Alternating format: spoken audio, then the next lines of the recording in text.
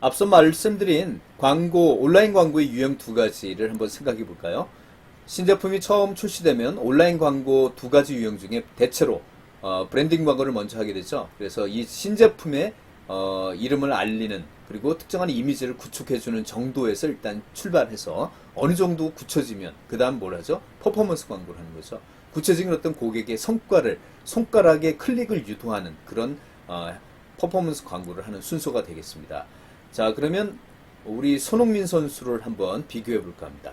손흥민 선수가 영국에 처음 왔을 때부터 2019년 정도까지는 정착하는 단계에서 손흥민 선수는 처음부터 주전 내지 선발에 들지도 못했습니다.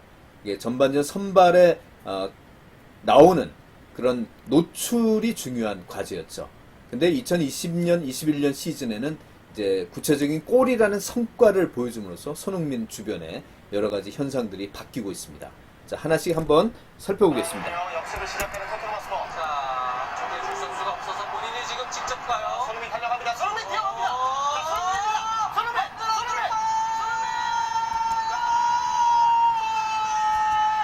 공격골입니다. 손흥민! 이건 몇 미터인가요? 자, 온라인 광고는 광고 효과를 측정할 수 있고, 그리고 개인 사업자 입장에서 여러분들이 직접 그 광고 효과를 리포팅을 봐가면서 조정할 수 있는 그런 장점이 있다는 거죠. 그래서 기본적으로 알아둬야 될 광고 용어가, 광고 효과와 관련된 용어가 있습니다. 우선 많이 얘기되는 것들이 임프레션입니다. 기본적인 광고 용어입니다. 노출, 우리말로. 그래서 익숙한 사람은 임프레션이라는 용어를 많이 쓰는 것 같아요. 그래서 이건 뭐냐? 결국 해당 배너 광고를 얼마나 많이 봤느냐. 이용자에게 보여진 총 횟수입니다. 이거는 주로 해당 배너 광고 입장에서 얼마나 중복을 포함해서 많은 횟수로 사람들에게 보여졌느냐는 그런 얘기입니다. 그리고 비슷한 용어로 페이지 뷰라는 용어가 있어요. 페이지 뷰는 이를테면 특정 배너 광고를 담고 있는 그 웹페이지 있죠? 특정 페이지를 얼마나 웹페이지가 사람들이 방문을 했느냐. 즉 비슷한 개념이면 방문해서 봤느냐. 이것도 역시 중복해서 요거는 특정 웹페이지 입장이고요. 노출이라는 건 특정 배너 광고 입장에서 사람들에게 보여진 총 횟수, 중복된 총 횟수를 얘기합니다. 요거와 좀 상반된 개념인데 도달이라는 용어가 있습니다. 요거는 사람의 관점입니다. 몇 명이 봤느냐. 그 특정 광고, 배너 광고나 특정 광고를 총 몇 명이 이게 노출됐느냐, 몇 명에게 전달됐느냐. 그래서 이거는 사람 수기 때문에 중복을 이제 카운팅하지 않습니다. 한 사람이 여러 번 봐도 결국 한 사람이다. 왜? 사람 수가 단위이기 때문에 이렇게 됩니다.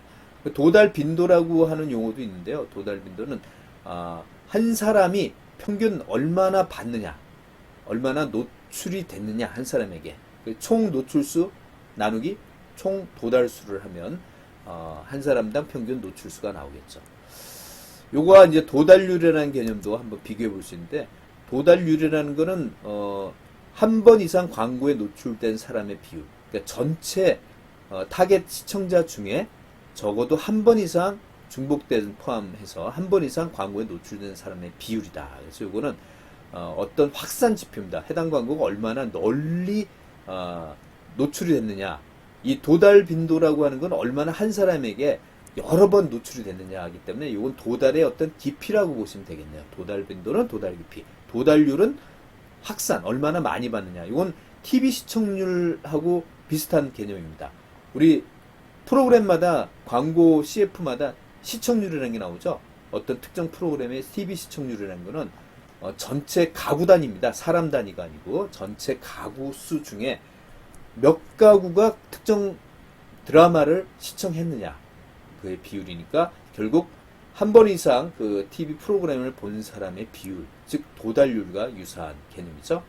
자, 도달률은 광고에 쓰이는 개념이고 TV 시청률은 드라마에 쓰이는 그런 용어라고 볼 수가 있겠네요.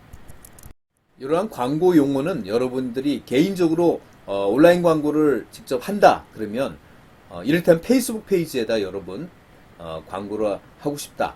그 게시물을 널리 알리고 싶다 그러면 용어를 이해를 해야지 이런 표를 보고 여러분이 스스로 이걸 클릭해가면서 만들 수 있거든요. 자, 그러면 여러분이 만약에 이런 식으로 예산이 얼마나 들까?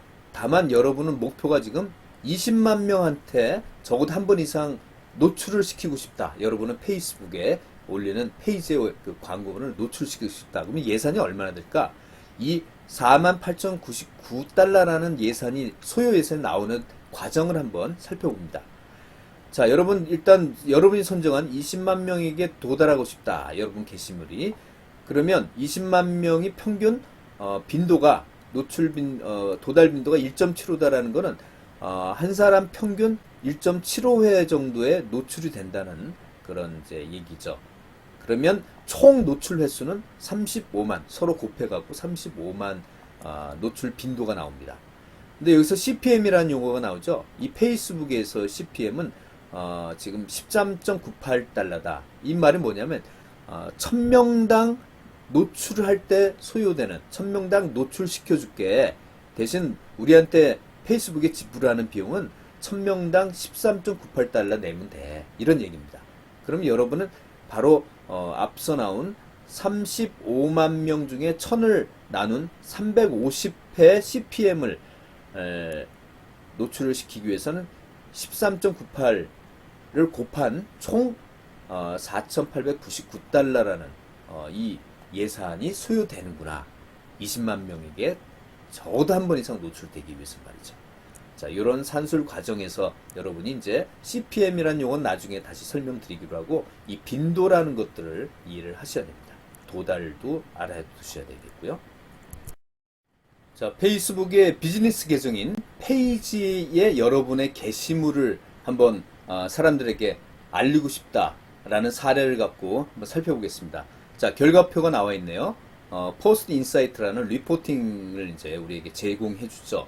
이 표에 보면 내가 지금 올린 그 게시물의 전체 팬 중에서 6.6%가 이제 도달률이 되는 거죠. 전체 내가 생각하는 팬 중에 6.6% 정도에게만 적어도 한 번 이상 내 게시물이 도달이 됐다. 노출이 됐다는 거죠. 이게 지금 138명으로 나오는 거죠. 138명의 전체 중에 6.6%다. 근데 이거는 페이지에 또 뭐 수많은 페이지에 홍보 게시물이 있겠죠. 여기는 약 13,000여 페이지 중에 평균 22.7%에 비해서는 6.6%가 굉장히 낮게 나타났죠. 네. 어쨌든 개인 계정, 일반 계정은 팔로워층에게 대부분 전달된다고 이제 볼 수 있는데 페이지, 이 비즈니스 계정의 게시물은 사실 이러저러한 이유로 페이스북 회사에서 그렇게 전달을 제대로 해주지 않는다.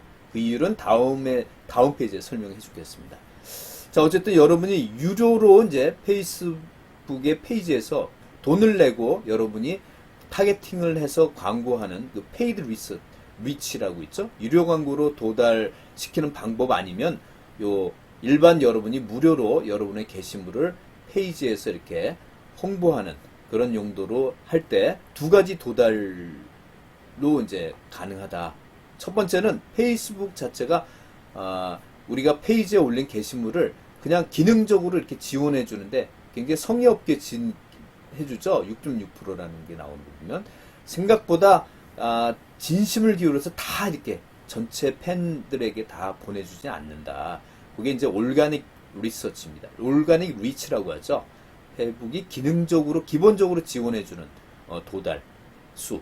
대신 여기서 콘텐츠 게시물의 내용이 좋으면 이게 바이럴을 타서 공유나 댓글에 의해서 사람들에게 확산돼서 이제 도달되는 그 수까지 포함하면 이제 그거는 바이럴 리치다. 바이럴로 해서 도달되는 사람 수다. 이렇게 볼 수가 있습니다. 자, 앞서 페이스북 페이지라는 이 비즈니스 계정에 사람들은 여러 가지 게시물로 홍보를 이제 하는데요. 크게 이제 홍보를 하는 방법은 두 가지가 있죠. 무료로 그냥 일반적으로 많이 하는 무료로 게시물을 올려서 홍보하는 게 있고, 돈을 주고 아예 페이스북에 돈을 주고 유료로 타겟팅하는.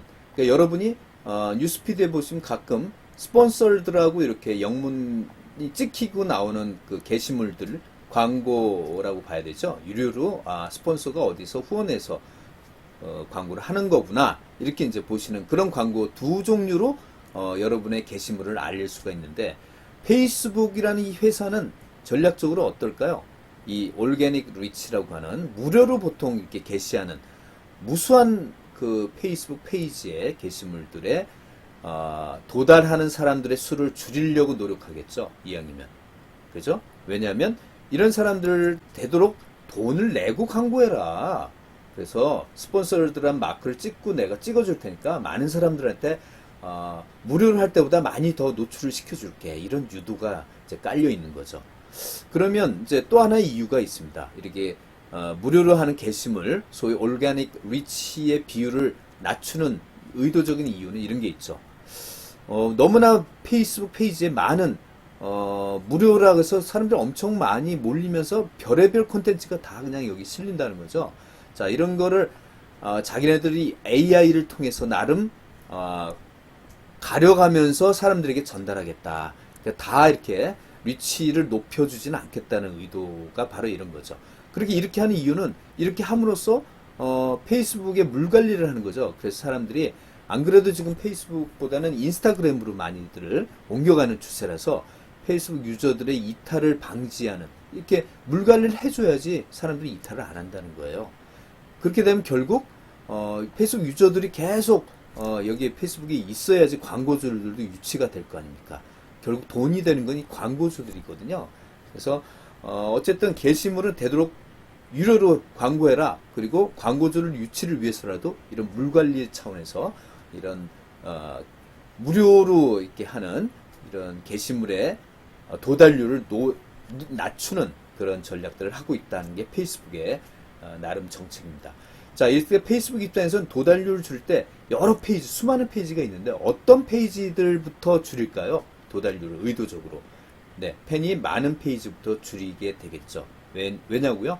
예, 아무래도 페이스북 팬이 많다는 건 그만큼 그 페이지의 관리자가 투자를 많이 한 상황이기 때문에 이탈할 가능성이 적다고 본 거죠. 그래서 참을 수 있을 것이다.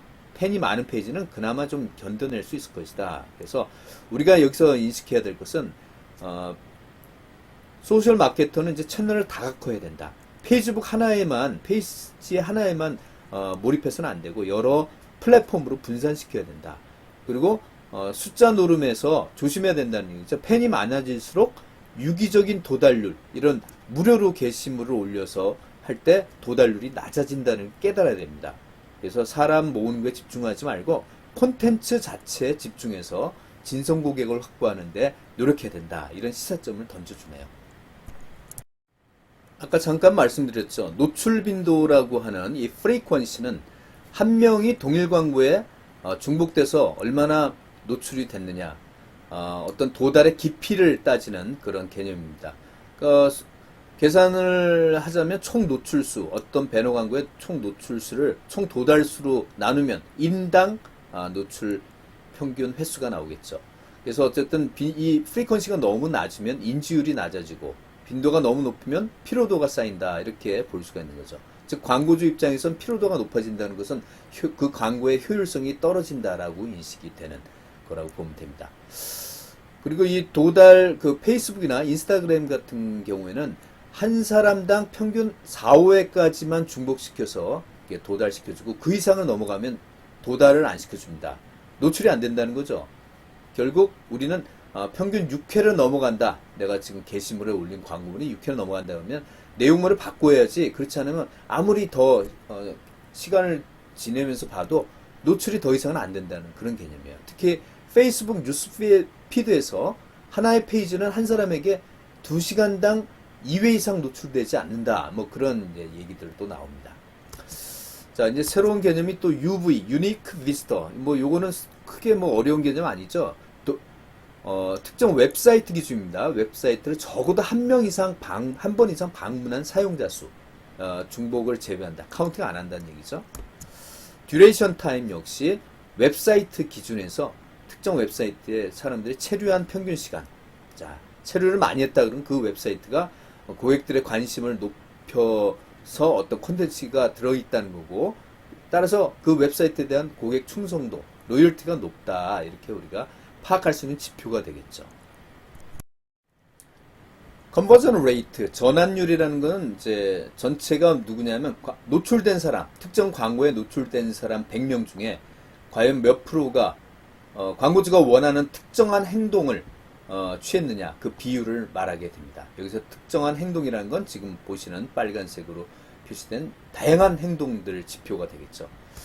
그 다음에 여러분들이 웹사이트로 돌아다니는 흔적은 사실은 웹서버에 이 로그 파일로 다 남습니다. 이 보시는 왼쪽에 있는 이 로그 파일 데이터에 전부 다 담아서 IP 주소별로 접속 날짜, 그리고 웹사이트 흔적들이 여기 전부 다 기록되어 있죠. 그래서 여기 보면 이런 걸 통해서 이제 우리가 페이지 뷰도 알 수 있고요. 이 사람이 얼마나 특정 페이지에 웹사이트에 체류했는지, 뭐 여러 가지 그 사람이 누군지, 뭐 이런 것별로 전부 다 파악을 해서 광고 효과 측정에 구글이 이제 사용하는 기반이 되겠죠. 여러분 이런 경험 갖고 계시죠? 어제 내가 어떤 등산복 사이트 들어가서 이것저것 관심 있게 클릭을 해보고 구입은 안 하고 그냥 나왔는데 다음날 사이트에 뭐 이렇게 웹서핑을 하는데 갑자기 그 해당 등산복, 특히 내가 클릭을 했던 그 등산복의 배너 광고가 갑자기 불쑥불쑥 튀어나올 경우 말이죠. 자, 그걸 설명해 주는 개념이 바로 이 쿠키입니다. 이 디지털 어떤 도구라고 볼 수 있는데, 소위 인터넷 웹사이트 방문 기록을 저장한 정보 파일이라고 볼 수 있죠. 우리가 만약에 칸투칸이란 등산 아웃도어 업체 사이트에 접속을 했어요. 그러면 이 웹서버, 이 칸투칸의 웹서버에서는 나를 알아보고 내 컴퓨터에다가 이런 아이디나 비번이나 사이트 흔적 내역을 이제 심어 놓는 거죠. 그래서 이런 것들을 통해서 그 다음날 나한테 찾아오는 거예요. 찾아오는 광고가 되겠죠. 소위 리타겟팅이라고 얘기하는데, 어쨌든 이런 그 서버가 그 방문자에게 보내는 정보지만 이를 서버가 다시 가져갈 수도 있어요. 이 심어놓는 걸 자기네들이 가져간다는 거죠. 이 칸투칸 웹사이트에서. 자, 쿠키의 중요한 기능은 방문자가 웹사이트 재방문할 때 아이디 비밀번호를 일일이 안 치는 이런 편의성은 제공해 주지만 정보가 누설될, 개인정보가 누설돼서 활용될 우려가 있다는 거죠. 쿠키에 저장되는 정보는 방문한 웹사이트 목록이나 아이디 비밀번호, 신용카드까지 개인 신상 정보에 해당되기 때문에 굉장히 프라이버시와 관련된 조심스러운 이용 수단입니다. 어쨌든 이용자 입장에서는 인터넷의 편의성이냐 아니면 프라이버시 침해냐, 이 두 양날을 잘 선택해야 되는 그런 문제를 갖고 있습니다. 오늘날 인터넷 브라우저에는 아마 대부분 쿠키 기능을 갖고 있다. 그래서 이거를 디폴트를 설치해 놓고 우리가 사후적으로 아는 사람만이 이거를 이제 디폴트 아니게끔 제거해 놓는 별도의 조치를 안 하면 기본적으로 쿠키가 우리를 알아보고 이렇게 이용될 수가 있다. 그런 내용입니다. 지금까지는 광고 효과와 관련된 용어를 한번 살펴봤고요. 지금부터는 이제는 광고 비용이 어떻게 산정되느냐, 이것도 대표적인 두 방식이 자리 잡고 있습니다. 지금은 이제 보다 효율적으로 우리가 산정할 수 있는 CPC 방식을 일반 개인 사업자들이 많이 활용하고 있는 편이죠. 자, CPM은 뭘까요? 전부 다 이 CPM과 CPC는 끝에 나오는 M이냐 C냐에 따라서 구조적으로 차이가 있습니다. CPM의 M은 뭐냐? 이게 밀레니엄인데 우리말로 하면 1000번의 임프레션당, 노출당 정액적으로 비용이 정해져 있는 거예요. 그래서 총 광고비는 결국 노출당 광고비 곱하기 1000으로 계산하면 결국 총 광고비 산정이 된다.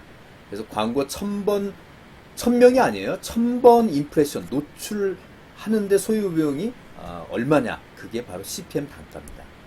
자, 그래서 이 철학은 뭐냐? 매체사 입장에서는 우리는 노출까지만 책임진다. 그 이후에 그 노출에 클릭을 하고 클릭해서 그 이후에 뭐 특별한 회원가입이라든지 여러 가지 유형의 구체적인 행동 유저입니다.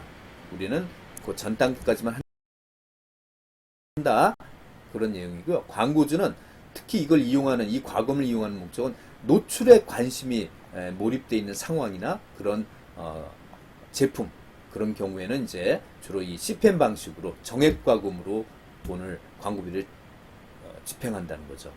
보통 우리가 참고 삼아 구글의 배너 광고는 2019년 기준으로 3달러, 페이스북의 뉴스피드 광고, 스폰서드라고 달고 나오는 게시물 광고는 11달러 이렇게 책정이 되어 있네요. CPM 가격 말이죠.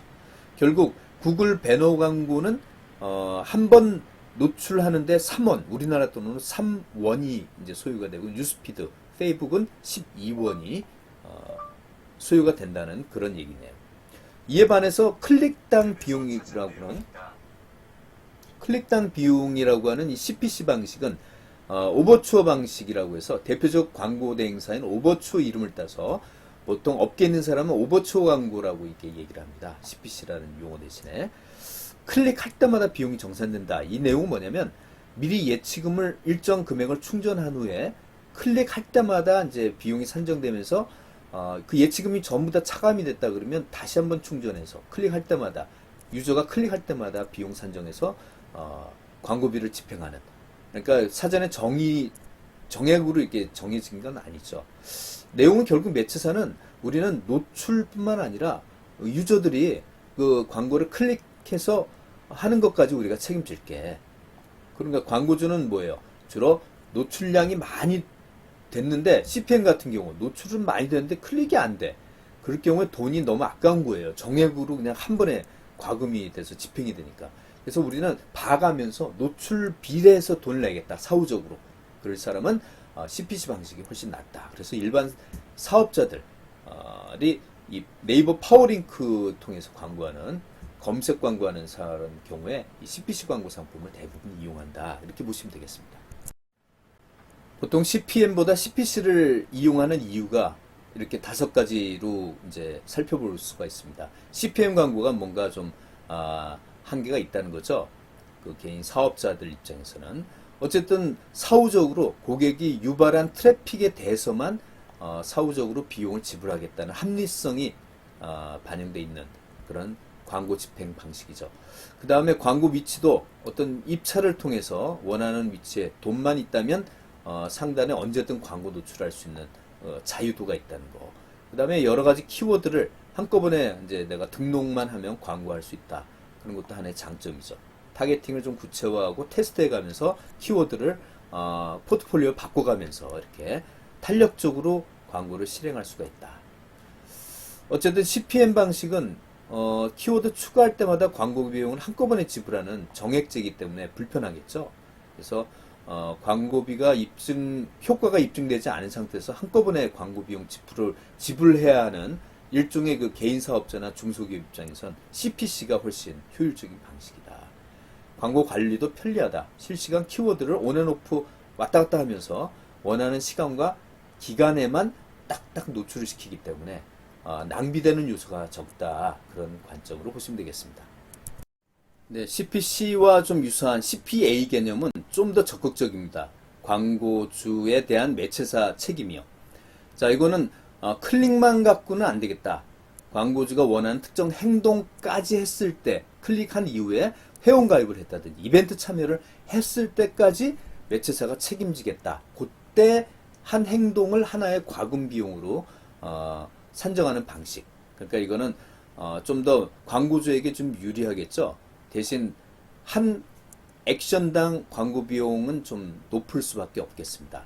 아까의 그 클릭당 비용보다는요. 어쨌든 매체사가 노출 플러스 클릭 플러스 최종 뭐 이벤트 참여나 회원 가입까지 하나를 딱 했을 때 우리는 거기에 대해서 비용을 정산하겠다, 받겠다 이런 거니까 굉장히 합리적이네요. 그리고 비용 정산은 보통 1개월 동안 발생한 행동 수를 계산해서 사후 정산하는 그런 방식입니다. 자, 이 밖에 여러분이 꼭 알았으면 도움이 되는 2가지 개념만 소개하고 마칠까 합니다. 여러분 어뷰징이라는 용어 들어보셨죠? 네, 어뷰징이라 하면 고의적으로 트래픽이나 어떤 클릭을 수를 높이려고 하는 부정적인 어떤 행위, 이런 것들이 우리나라에서는 네이버의 어떤 영향력이 굉장히 크기 때문에 이 네이버 상에는 다양한 어뷰징 형태가 있다. 그래서 네이버 측의 또 적극적인 대응도 우리가 주목을 하고 있죠. 그 다음에 랜딩 페이지라고 들어보신 분은 많이 아실 텐데요. 랜딩 페이지 뭘까요? 네, 우리 온라인 광고, 배너 광고 클릭하면 우리를 이끌고 어딘가 착륙시켜주는 우리가 보게 되는 첫 페이지가 바로 랜딩 페이지입니다. 자, 광고를 클릭했을 때 우리가 보게 되는 첫 번째 페이지는 대체로 보면 특정한 웹사이트, 광고주 사이트의 제품 상세 페이지라든지 그 웹페이지, 웹사이트의 어떤 이벤트 페이지에 도착을 시켜주더군요. 그 밖에 아마 특정 웹사이트가 아니라 이 광고를 위해서, 이벤트를 위해서 별도로 제작된 또 웹페이지에 우리를 안착시켜주는 그런 랜딩 페이지도 있습니다. 대부분 우리의 뭔가 수작업을 하도록 요구하죠. 예, 물론 이제 돈이라는 미끼, 금전적인 어떤 미끼를 주겠지만요. 어쨌든 이 랜딩 페이지 잘 꾸미는 것도 중요합니다. 왜냐하면 랜딩 페이지에 착륙을 시켜놨는데 사람들이 그냥 쉽게 이탈하면 허사잖아요. 광고 비용은 집행이 되고 인건비는 안 나온다는 거죠.